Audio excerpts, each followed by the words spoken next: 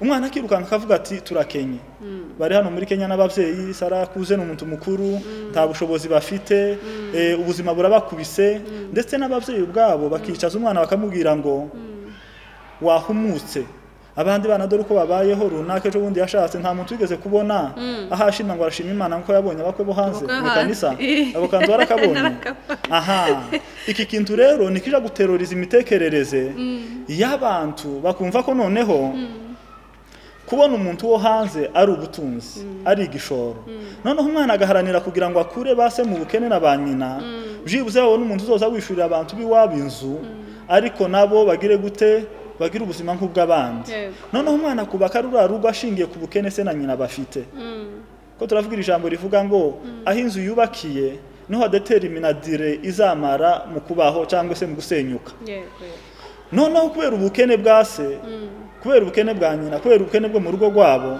umwana bigatuma hitamo kubaka urugo ku muntu apana ko yumva ari inzozi ziwe apana kuko ayumva ari motivated n'urukundo yamukunze apana kuko ayumva ajanye n'uw'Imana amweretse kuva kera kubera ko iwabo bari bakenye akabikora.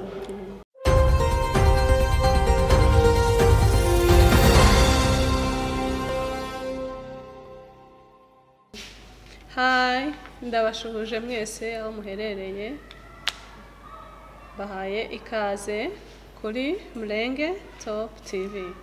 Yes, wowe wakoze subscribe ndagushimiye cyane byakoze ahantu ku mutima rwose ndagushimiye. Nawe utarayikora ndagushishikariza kuyikora kugira ngo ujye ubona ibiganiro byacu bya buri munsi dukora bijye bikugeraho ku buryo bworoheje. Kuri wowe umbonye bwa mbere hari igihe bwaba ari bwo bwa mbere umbonye, ku mazina yanjye nitwa Mwamikazi Irene, niyo mazina yanjye Mwamikazi Irene. Yes, hanyuma rero uyu munsi mfite ikintu cyitwa ibyishimo. Sinzi ukuntu nabivuga, mfite ibyishimo byinshi. Uyu munsi ndagiriwe amahirwe akomeye, kandi ayo mahirwe nagiriwe numva ntayihererana, nshaka kuyasangiza mwebwe bakunzi bacu mudukurikira umunsi ku munsi. Ayo mahirwe nagiriwe na yahe, mfite umutumirwa akataraboneka. Uyu munsi nagenderewe Mana yanjye, ndimo numva naguruka ibyishimo mfite, ndimo numva nabanza ngahaguruka nkakubita agasimba bukeya. Mfite umutumirwa akataraboneka, reka nkoresha iryo jambo, mfite umutumirwa mwiza ufite amahirwe wowe udukurikiye. Uyu munsi nagenderewe n'umushumba wanjye rwose, nagenderewe umushumba mwiza. Ngiye kugutaka sinzi, ariko reka ndekera rero, reka mperezwe karibu umushumba wacu, abatamuzi abibwire, hanyuma dukomezanye n'ikiganiro. Yaduhishiye utuntu twinshi twiza turyoshye. Yes, karibu umushumba wacu. Murakoze cyane. Yego. Ukuntu utanga ibivuga narimo numva no ukamantangira gusa n'uwimva ko hari ahandi hantu nshize. Nukuri pe. Buriya kwegereza umuntu cyane ukamwereka urugwiro n'urukundo, hari ahantu bimushira heza hatuma ashobora kuba yo kwimva ari huru, none agakunda agakora umurimo neza. Wenda bukera twinjiye mu kiganiro, hari umugabo nigeze kumva harimo yigisha, aravuga ngo yageze ahantu ngo baramuzimana mubagira inkoko ngo arajya arahaga. Akimara kujya ngo bamatangira kwerekwa ngo kubera iyo nkoko bari bamuhaye yani bamwakiriye neza. None nawe ndumva ukuntu nakiriye hano, nuko nje ndakiyo mfite nari gutangira guhita nerekwa nkabona ibintu biririya kure. Nkuko wari ubivuze, natwe turishimye kuba hano kugira ngo tubane namwe muri iki kiganiro kuri Top Mulenge TV. Ese nikora yitwa Mulenge Top TV. Bukera nabinga izindi cyane Mulenge Top TV. Yego. Turashimye ko mwadutekereje kugira ngo tuze tubane namwe tuganirize abakunzi ba Mulenge Top TV. Ndabizi hano mutanga ibiganiro bifite intego yo kubaka, yo kuhugura no kungura abantu ubumenyi kugira ngo ubuzima bwacu bukomeze bube bwiza. So abatatuzi natwe amazina nitwa Serugaba Alexis. ayo niyo mazina yanje. Okay. Nkuko wari ubivuze wenda twongeyeho umurimo dukora, ndi umupasitori. Okay. Ndi umupasitori, ikindi cyongeyeho ndi umwarimu. Yes. Nkunda kwigisha kubera ko nkunda ubwenge cyane. So mvuze ngo ndi mwarimu sivuye ngo ndi pasiteri, ni amahoro cyangwa byose mbivuze, ariko kandi ndi n'umuvuga butumwa. Ya byose turabikora kuko bino ntabwo ari amatitire nkuko abantu benshi bagenda babizi. Iva ngo uri pasiteri abantu bumva ko titire yawe ari pasiteri. Ndetse bigasa n'ikibaye kimwe mu bigize amazina yawe, ariko kandi uwo ni umurimo. Ni ubushobozi Imana barashize muri wewe ugenda ukora mu buzima bwawe bwa buri munsi. Murakoze cyane. Yego. Urakoze cyane. Murumva amahirwe tugiriwe ni nka mwarimu. Ibi bintu ni byiza rwose, biraryoshye. Kuba pasiteri bikagerekaho kuba mwarimu ni byiza. Mbese ni bya byiza ni ukuva mu bwiza bumwe tujya mu bundi. Rero twishimiye kubana nawe uyu munsi, ni ukuri ko Imana ni iby'agaciro. Turagushimiye ko watwitabye ukemera kubana natwe hano kuri Murenge Top TV. Namwe murakoze, turabashimiye kabisa. Ni ukuri kose tubihaye agaciro. Yego.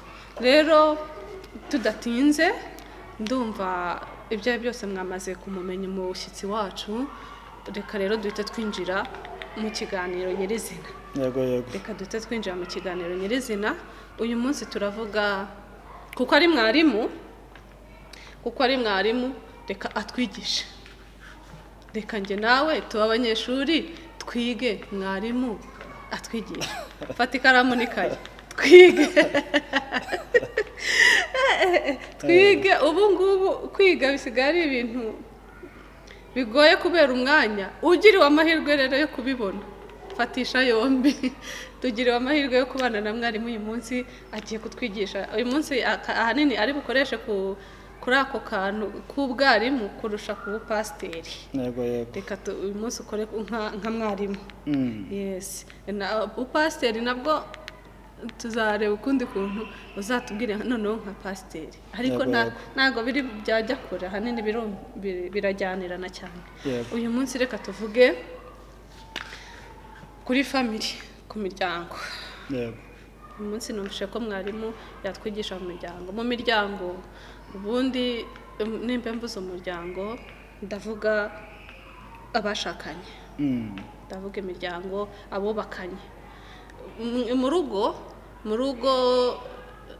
iyo uri mu rugo uhora wiga. Nta muntu n'umwe uragera hejuru ngo avuge ngo ngewe urugo rwose nararwize, mfite ubumenyi buhagije ku rugo.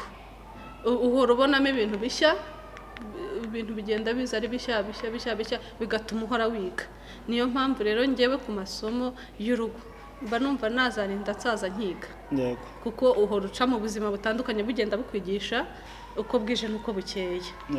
Reka tuvuge ku miryango uyu munsi, abashakanye, couple muri make, atavuge muri couple. Hanyuma rero mwarimu, imiryango y'uyu munsi cyangwa se ingo z'iki gihe tubona zikunda gutandukana.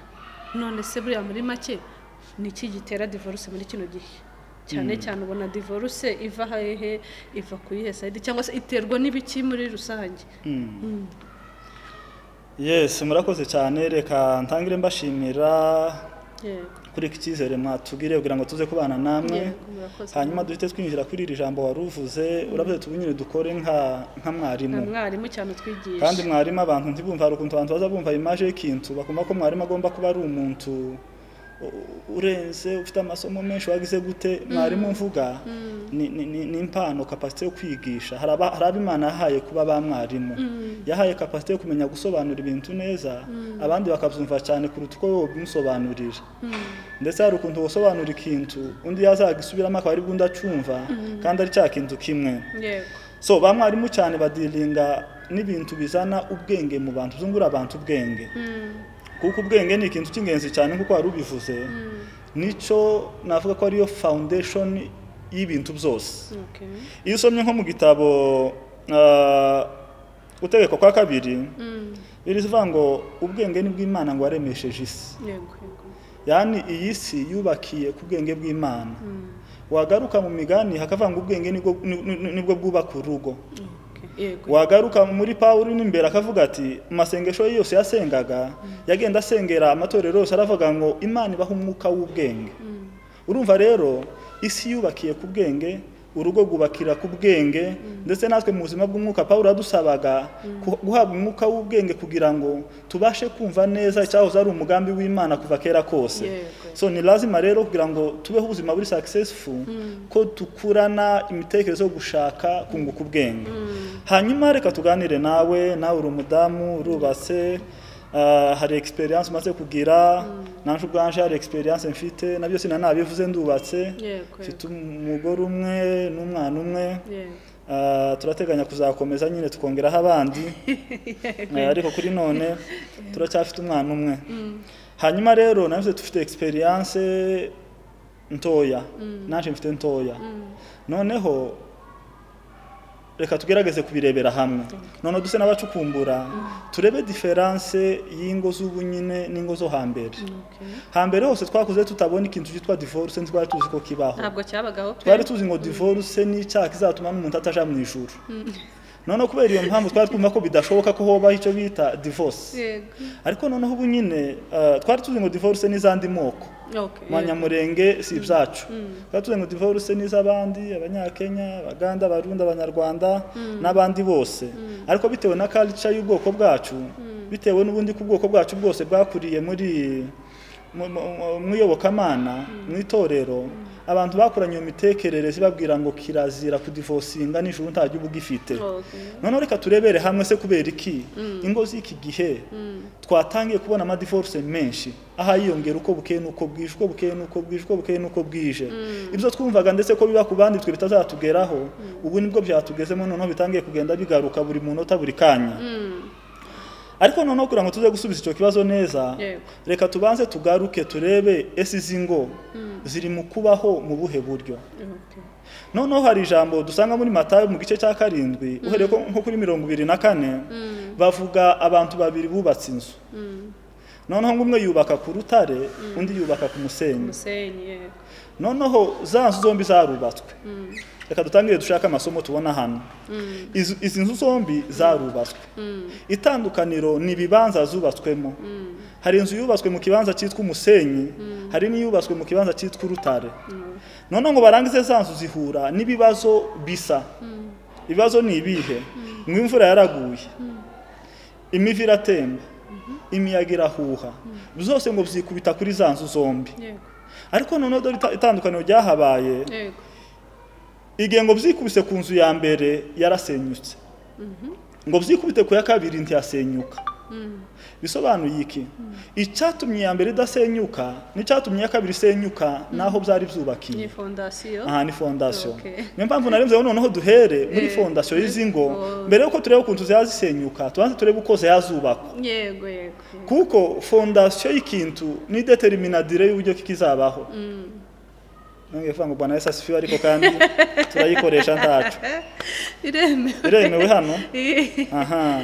Ko turavuga ibiganiro by'urugo, urumva urugo nago tugomba n'ubundi turaza gusanga urufatiro rw'ukuri ari ubumenyi bwa Kristo Yesu.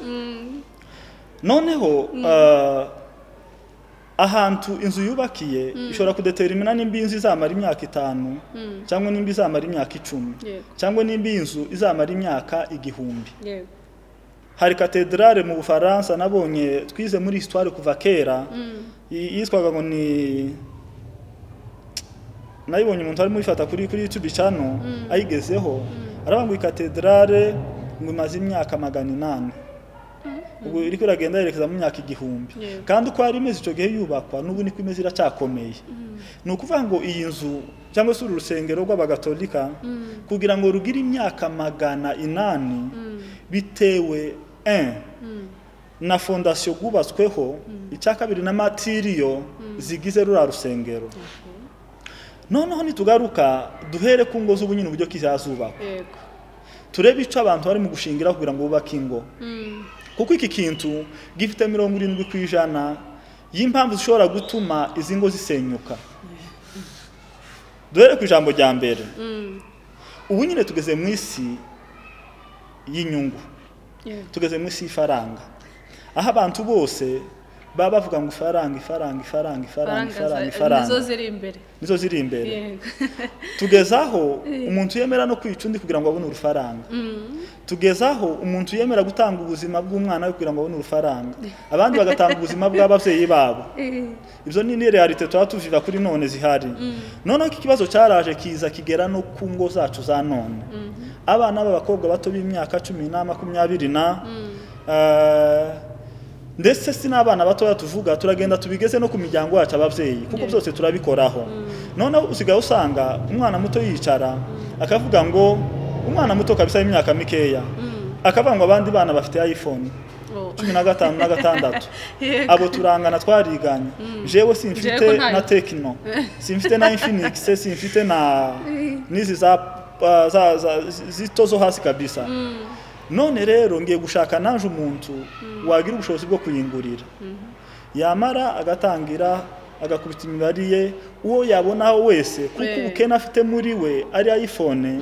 bituma yemera ngo uyu muntu reka nemera ambere fiance akuba yakwemera kuyimuha ashoboye kuyimuha afe kuba yokwemera kumpa iPhone noneho akazakomeza agakemura n'utundi tubanza tw'ubukene nari mfite ntabwo ari mata kuvuga ngo ndashaka kubaka nshaka uyu muntu namukunze ndashaka ko ndabona uyu muntu ajanye n'inzozi zahoze mu mutima wanje kuva kera reka da ndaje kuvuga ngo ndamukunze oya mpunze iPhone keneye iPhone nkeneye nanje kuzaza mva ibinga hano tukagenda mu mujyi n'abandi inshuti zanje tukifata neza gutyo yagira amafoto meza amafoto abandi bose bifite za TikTok usanga buri munsi baba posting amafoto amapostere dore bireza ubu noneho ikaba one of the motivations zituma uyu mwana yohitamo uwo bubakana ashingiye ku bukene afite we kuri none twashoreranye icya kabiri umwana akirukanka akavuga ati turakenye bari hano muri Kenya n'abavyeyi sarakuze n'umuntu mukuru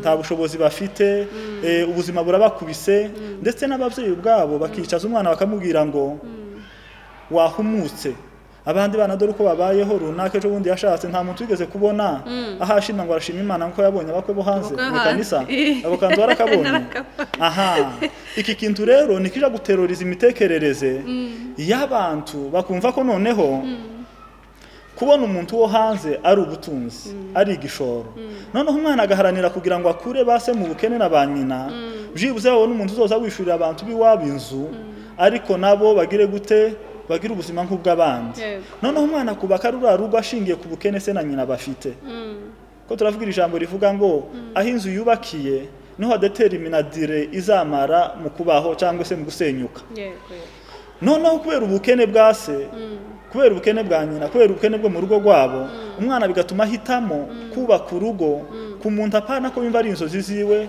apana kuko ayumva ari motivated n'urukundo yamukunze apana kuko ayumva ajanye n'uw'Imana amweretse kuva kera kubera ko iwabo bari bakenye akabikora gashaka kumukora muri ubwo bukene ukirukanka mwanyu muri abakobwa 7 n'umuhungu umwe yego isaka amabafata kagahungu bakakabwira ati twabuza abahungu kagifite imyaka 17 reka tugushingire turebe ko uzana abahungu mu rugo yego twabuza abakobwa reka tugushingire turebe ko ubona abakobwa twobona abakobwa muki mu rugo motivation y'ura mwana kubaka runo rugo ibaye wa muhungu n'umwana baba bashaka bitwa umuhungu wabuze mu rugo nawe reka tugaruke gucya tubigaruka noneho tugenda tubigarukaho bucya uyu mwana ugiye kubaka urugo kubera ko babo babuza abahungu nashika wa mwana nawe akabyara abakobwa wumve rero aho twavuze kubera ikingo zihazisenyuka tugiye kugerageza gucukumbura nyine nk'abarimu kubera ko wa mwana yashatse ashaka abahungu isi yarashaka abahungu na nyina nawe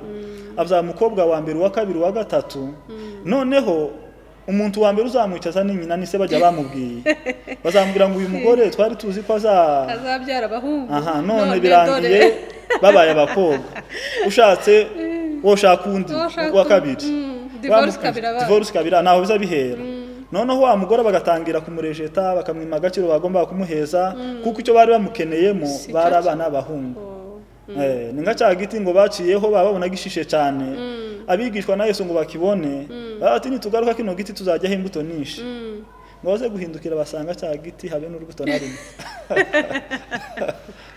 noneho icyo bari biteguye kujyaho imbuto sicyo babonye noneho rero uyu muhungu rero nawe motivation yari itumye ashaka kwari kugira ngo babone abana b'abahungu. So aba bana b'abahungu nibabura rwa rugo ruri muri danger, ruri muri risike zo kuzagira ibibazo. Aha, icya kabiri uyu mwana washatse kugira ngo bazababona rent mu rugo, kugira ngo bazabone iPhone ya TikTok. Nyuma y'imyaka 3 wa mwana ubuzima nibuhinduka, akabona ubushobozi bwo kwigurira bira byose, akabona ubushobozi bwo kwikorera, bwo kwishurira base rent, bwo kubatunga akabubakira inzu. Bizarangira noneho yumvishe ko afite ideni ryo gushaka uwahoze ari inzozi ze kuva kera kose. Riko urumva icyo kintu? Nacyumvishe rwose. Yani ideni ry'umukunzi nyawe wahoze ku mutima we ntabwo gigeze gishuka, ntabwo gigeze risubizwa, ahubwo yari yarakoze ikintu bita gukavaringa. Nikabijya mu isano rya kera avuga ngo ibitambo byaratwikiraga ntuzakuraga icyaha. Noneho uyu muntu rero icyo aba yakoze aba yakavarinze, ni ukukavaringa situation nimbi yari mu rugo. Noneho danger hari nuko uyu muntu narangiza kuba bien équipé, namara n'ubuzima buza buhinduka. Hari ikiganiro nakurikiranye muhamuvuga ukuntu ibintu bigenda bihinduka, umuntu adakwiriye kwishira hejuru. Ukuri none sikuzumerejo, kandi situation ya none tiga tumufata imyanzuro mibi ngo ufata imyanzuro permanent kiyo ngiyo tuvuga kubera current situation hacamo kuri none. Ubukene bwa none ntibukazatume ufata imyanzuro y'ibihe birebire. Noneho rero bigatuma uno muntu rero avuze ati no, uyu mugabo wanje bazakoresha terme nziza muri iki gihe ngo he is not my type. Abakobwa bubu murabizi iyo niyo terme muzamukoresha, uyu type yanje. Ndetse ukazusigara ubwira abanditse se mwe muzamona njanye nuradusheranye mu nzira mukabona zi my type kwe. Apana. Noneho agatangira gushaka his type ama ha type. Agatangira gushaka kujya noneho yumvaga ari we w'inzozi ye, noneho umutera fiere kujana nawe. Ujya mutera gaferi mu kumwishurira inzu, ariko inzu yatangiye kuba kavadi, arashaka noneho wa wundi yumvaga buri muntu wese agira ikintu kiba ku mutima w'inzozi ye. Zanifuza umugabo umeze gutya na gutya na gutya akamudefinisa, zanifuza umugore umeze gutya na gutya akamudefinisa. Ukumva rero uwo muntu niwe nifuza kabisa. Uwo muntu utaramona rero ntushobora kuzatuza, bizabirangira hoze mu rugendo kugenda umushaka. Noneho rero bigatuma ibi bintu bifavoriza izi ngo zacu kugenda ziba marisika akomeye yo yazagatanya, yaza divorce, kubera ko zubakira ku musenyi. Umusenyi n'ibira byose twubakiraho bitari iby'ukuri by'ibihe bitoya tuba ducamwe mu buzima kuri none, bigatuma tudesida gufata imyanzuro itari ikwiriye gufatwa. So imvuri yije rero niho tugiye kugaruka. Imvuri yije, imivu igatemba, imiyaga ikaza, n'ibira bintu noneho bitangira kuza mu rugo nyuma yo kubana. Mugihe noneho ikibazo cyakemutse cyitwa iPhone, ikibazo cyakemutse cyitwa rent, ikibazo cyakemutse cya wa mwana warukenewe mu rugo, imivu yije itangiye kuza, gwa rugo ruza yanzu zasenyuka, kuko ntiyari yarubakiye ku musingi w'ukuri, ntiyari yarubakiye ku rukundo nyakuri rwo kubakana n'ura mugabo cyangwa n'ura mugore kugira ngo bazabane akaramata, k'ikimenyetso cy'urukundo Kristo yakunze itorero. Noneho bikarangira bizanye riske nyinshi cyane. So izo ni zimwe mu mpamvu zituma divorce ari nyinshi ku munsi wa none, nuko uyu munsi wa none abantu bafite inyungu nirari cyane ryo gushaka ifaranga, ahubwo ntibashake kubaka. Kubaka ni ikintu gitandukanye n'ifaranga. Kuko urufaranga ni ikintu kiza none kigashirejo, cyangwa ni ikintu ubura none ukakibona ejo. So ugiye ufata amahitamo yawe ushingiye kuri bene ibyo bintu, bituma ugwa muri riske zingana gutyo. None ikindi cya kabiri nakongeraho cy'ingenzi cyane, nabivuze hariya ni mu Migani 24 uhereye kuri 2, ariko noneho reka tuze kwasoma Bibiliya nizitwereka ibintu byose by'ukuri dushobora kugendera tukagira ibintu birambye. Noneho uyu ni umunyabwenge witwa Salomo. Salomo yavuze amagambo y'ubwenge aruta abandi bantu bose babayeho kuri ino si. Ngo aje kuvuga ageze ku bintu bijanye n'urugo, avuga ikintu gikomeye abantu benshi birengagiza kuri none. aravuga ngo icubaka urugo Yego. gitandukanye n'ibingibi abantu baza bavuga ngo urugo ngo ni urukundo gusa agahekeraho akagira gutyo noneho avugamo ibintu bitatu reka tuwasome hanyuma tugikomerezeho n'ubundi dukomeza n'ikiganiro kandi ntitukigira kirekire kigana ku musozo tuzakomeza tugende tugira amapati yandi atandukanye noneho dusome ni mu migani igice ni 24 kuri gatatu aravuga ngo ubwenge nibwo bwubaka urugo ubwenge kuko atavuze urukundo ntabwo yavuze urukundo avuze ubwenge ubwo abantu badukurikira ko barumva uru rurimi aravuze ngo ubwenge nibwo bwubaka urugo rugakomezwa no kujijuka kugira gute kujijuka bisobanuye ngo ubwenge bwubaka urugo kujijuka mu cyongereza babyita understanding akaba gusobanukirwa akaba yirukomeza bisobanuye ngo hatariho ubwenge ntiyabeho kujijuka rwa rugo nta ruhari cyo kinyarwanda kwirumvikana hanyuma kuri gatanu kuri kane kumenya niko kuzuza amazu yo muri urwo rugomo ibintu byose by'igiciro cyinshi n'ivy'igikundiro ubumenyi so hano atubwiye amagambo atatu ubwenge kujijuka n'ubumenyi aravuga ivyo bintu nivyo byubaka urugo mu rugo niho honyine usanga reka ngumufana umwe hano umuntu yagiye gutangira kampani zindi zisanzwe aza yirukanka kandika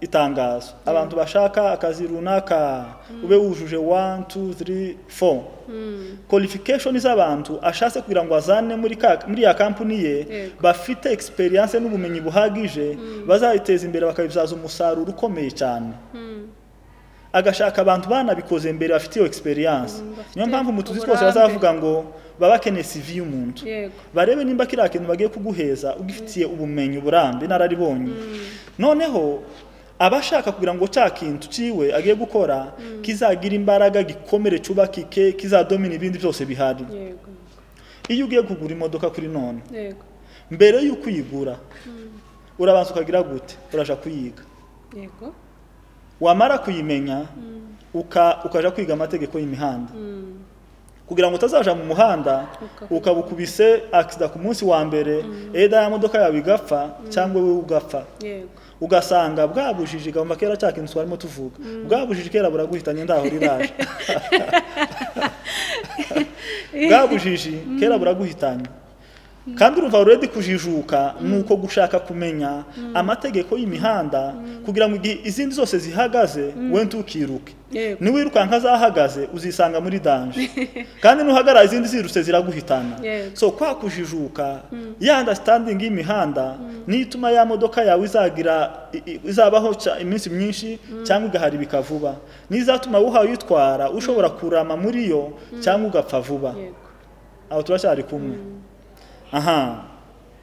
urugo rero niyo institution yonyine abantu baza gutangira bari tete vide bari tete vide tete vide bisobanuye iki twavuze ngo gubakira ku bwenge ubumenyi no gusobanukirwa aribwo kujijuka noneho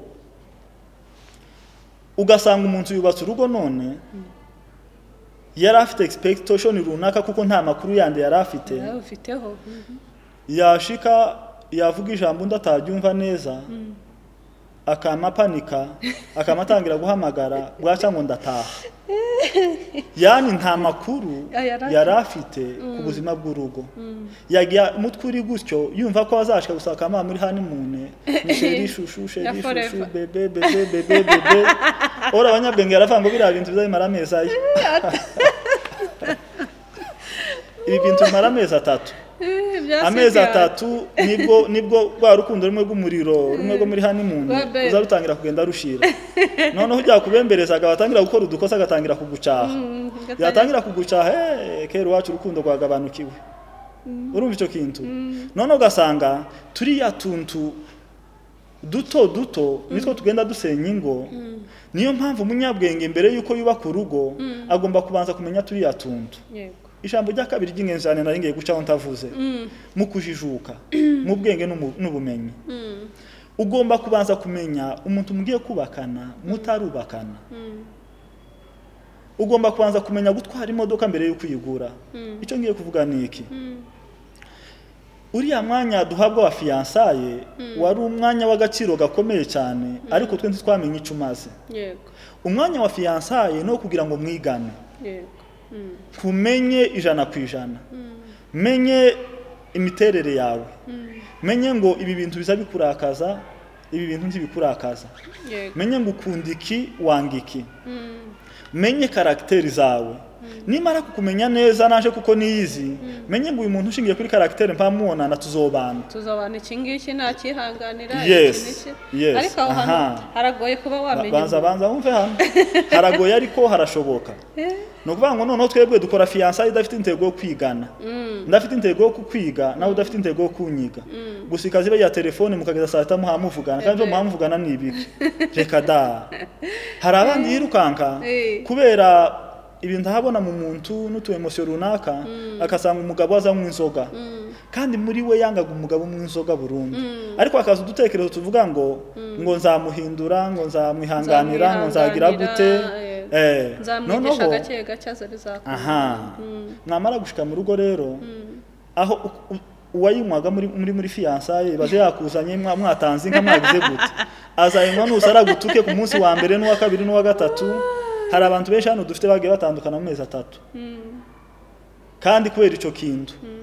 Noneho icyo nangiye kuvuga niki, hari ukubanza ukimenya we ukavuga ngo Imana agirema abantu mu buryo butandukanye. Hari abantu b'ingare bavugira hejuru, ingare zibiri yo zahuye ubwo rugo go umuriro. Hari ukumenya ukavuga ati njewe karakteri zanje nizi namaze kubona ko kera ninkora kuraka azazamuka gutya. So igihe azaje kuzamuka mwabanye uzaba kera ufite amakuru bujye kuzozo handling situation uko zimeze. Urumva icyo kintu? Icyo nico bita rero ubwenge. Icyo nico bita ubumenyi, nico bita gusobanukirwa. Noneho nukubakana n'umuntu wasobanukiwe, wamenye uwari we, wamenye ibyo akunda, wamenye ibyo yanze, kugira ngo ejo nimushika mu rugo utazamubwira ngo sheri ko bimeze gutya na gutya tubigire gute, makubwira ngo toka kule.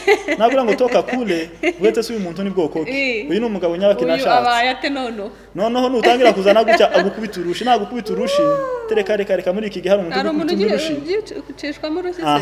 Noneho kera bamuhamagara ibintu bibaye ibindi. So wenda muri make ubumenyi ni ikintu cy'ingenzi urugo rugomba kubakiraho. Ukagira experience ukamenya ikindi cyongeho ukazumenya abandi bantu bubatse bafite imyaka 50 40 20 mu rugo, ukazunabegera ukabaza tese ese ni gutemwe mwabigenje. Ushaka kugira ubumenyi muri wewe uzagwesha gukomeza guhandolinga ibibazo byose wahura nabyo kugira ngo uzabere consistent muri ugo rugo, wihangana ugenda usimbuka utubazo duto. Ikindi cyongeho ukabaza na Bibiliya, ukagenda ugasoma Bibiliya ukabaza umugore mwiza mu rugo numeze gute, kugira ngo ubashe kugira urugo rwiza. Ukoreshe iyi internet dufite kuri none, wige umenye icyo wokorera umugabo umeze ukuntu kugira ngo bikomeze bibe byiza. So ubumenyi nimwe muri kizi komeye zituma urugo rushobora kubaho rukagira iminsi myinshi, ndetse ntakazanabeho divorce bihe byose. Ubujiji rero ni kimwe mu bituma ingo zisenyuka kabisa. Ukibwira ko ijambo we bakubwiye nta wundi muntu uraribwirwa, nta wundi muntu urabikorerwa, naho abandi bose babibabwira buri munsi, ariko bakihangana ingo zigakomera kandi birahushuka hakaza ibindi byiza. Tuzubona ko hariye murakarana n'umuntu bwaca ni mugoroba cyangwa mu gitondo ugasanga akoze ikindi kintu cyiza kuravuga ngo nta wundi muntu numvaga nshaka mu buzima ni wewe. So iyo ufata decision kuri ka kantu kabi kabayeho wari kubuhemutse uhubutse. Noneho hari ibyiza biri imbere nyuma yo kwihanganira bitoya haza binini byiza kandi biba birusha bijya bibyabayeho. Mbega akantu karyoshye kweri, akantu kari kabura rwose mwarimu udukoza ahantu udukoza ahantu. Icyo nzi cyo ngaho tanga inama ku bantu batarubaka cyangwa se ku bantu bubatse, ubabwire n'iki bakora kugira ngo bagire ingo nziza, na bariya batarubaka babiteganya, ugira ubutumwa bagenera. Inama natanga ni iyi ngiyi ku bantu batarubaka.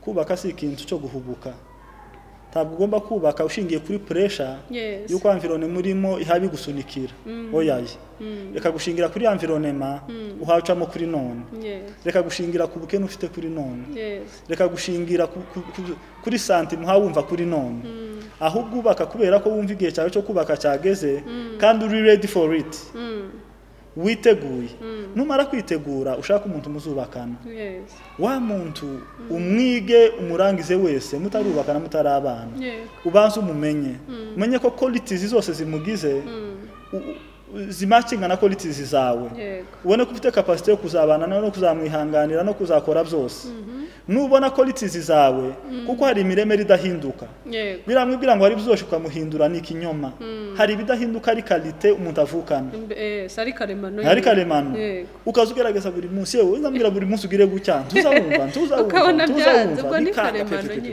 ugasanga ni karemano hari abaenerve abimanirema n'umujinya bavugira hejuru bagira gute abandi avuga gake gake abandi bakunda gusubika ibintu akumva ibintu bazabikora ejo mu gihe umugabo wawe bakenenga ikintu cyose agikore nonaha aho ngaho TikTok wowe ukumva n'umuntu usa gusubika psychological abo bantu barahari baratandukanye so utodukarite twose utwiga muri fiançailles noneho ukashaka gukora ubukwe uri convinced ko uyu muntu namaze kubona kabisa twuzuzanye nzamuzuza aha nabonye ko ari hari intege nkeze ariko kuri njewe niho hari imbaraga zanje ndaha kugira ngo mubere imbaraga nzuzuza zino ntege nkeze nabo azuzuza zino zanje kuko nje nzamvuga vuba ariko yitonda none nzamvugira hejuru afite capacity yo kunyitondera iwe akanjana gahoro kugira ngo abashe kumanura tension so icyo nababwira ni ukugira ngo iki kintu tucubakire mu bwenge dushaka ubumenyi no gusobanukirwa kugira ngo kizabe igihe kirekire murakoze cyane wenda amagambo ni menshi ntabwo twavuga rimwe ubutaha tuzongera dukomezeho n'izindi points zikurikira noneho tuvuge icyitegererezo cy'urugo nyagwa aho tugikura icyatuma urugo rwacu rw'ibihe byose aho twabikura dukoresheje Bibiliya murakoze cyane yes turagushimiye cyane mwarimu rwose ikiganiro watugejeje cyari kiryoshye pe ikiganiro cyiza cyari gikenewe ni inama nziza zidufasha mu buzima turimo kubaka ingo zacu kugira ngo zibe nziza zibe ingo z'icyitegererezo rero mwarimu ndagushimiye wakoze kuza kandi ikindi numvishe ugeze aho byari biryoshye reka nezere ko n'ubutaha tuzaba turi kumwe uze kugira ngo ukomeze n'utwo tundi waruvuze natwo dushyireho kugira ngo abantu narashari ibintu byiza byinshi biraha imbere kabisa birahari rwose utwo tuntu ngurwo rw'icyitegererezo noneho akoresheje na Bible noneho na ya topic ya titre ya pastor nayo izakora rwose ubwo rero reka tugushimire cyane rwose mwarimu wakoze kandi nawe utarakora subscribe yikore kuri Murenge Top TV kugira ngo tujye tubana buri gihe. Yes.